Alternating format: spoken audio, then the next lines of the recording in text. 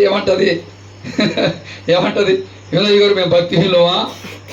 వాక్యం చెబుతుంది, నేను కాదు చెప్పేది.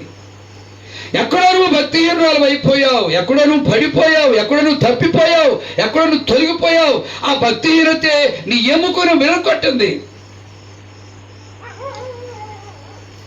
పాపక్షమాపణ నిమిత్తం యేసుక్రీస్తు నామములో బాప్తిజం పొందాడు కాబట్టి, కొంచెం భక్తి కలిగి ఉన్నాడు కాబట్టి ఎముక ఎరగకుండా దేవుడు కాపాడాడు. దేవుని సో చెప్పండి, హల్లెలూయా.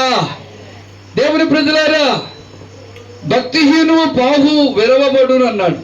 కాబట్టి మనం భక్తిహీనులుగా ఉండకూడదు.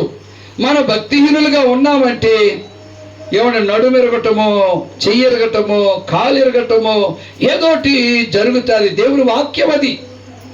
చూడండి, ఇక్కడ 149వ కీర్తనలో మొదటి వచనం చదువుకుందాం. యెహోవాను స్తుతించుడి, యెహోవాకు కృతకీర్తన పాడుడి, భక్తులు కూడుకొను సమాజములో ఆయనకు స్తోత్ర గీతము పాడుడి. భక్తులు కూడుకొను సమాజములు ఆయనకు స్తోత్ర గీతము పాడాలి. స్తోత్ర గీతం. భక్తులు కూడుకొను సమాజములో మనమందరము కూడుకున్నాం. ఆ స్తోత్ర గీతమే సాక్ష్యం. దేవుడు కాపాడాడని, దేవుడు రక్షించాడని, దేవుడు ఆదుకున్నాడని, దేవుడు సహాయం చేశాడని, దేవుడు మేలు చేశాడని. ఏమండి, ఒక మాట చదువుకుందాం. 145వ కీర్తన 12వ చరణంలో, నీ భక్తులు నీ రాజ్య ప్రభావమును గూర్చి చెప్పుకొందురు, చెప్పుకొందురు, చెప్పుకొందురు. ఇప్పుడు చెప్పేది ఏంటంట? దేవుడే నా కుమారుడిని కాపాడాడు, దేవుడే నా కుమారుడిని రక్షించాడు, దేవుడే నా కుమారుడు. అక్కడ ఎవరున్నారు? దిక్కులేని అనాది అక్కడవే.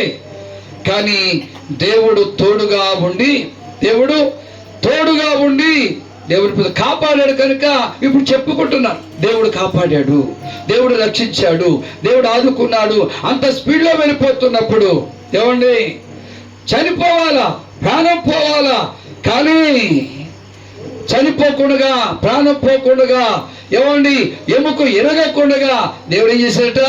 కాపాడాడు. కాపాడాడు కాబట్టి చెప్పుకుంటున్నారు. రక్షించాడు కాబట్టి చెప్పుకుంటున్నారు. ఆయన కాపాడే దేవుడు. మనం ఆరాధించుతున్న దేవుడు ఎలాంటి వాడటమ్మా?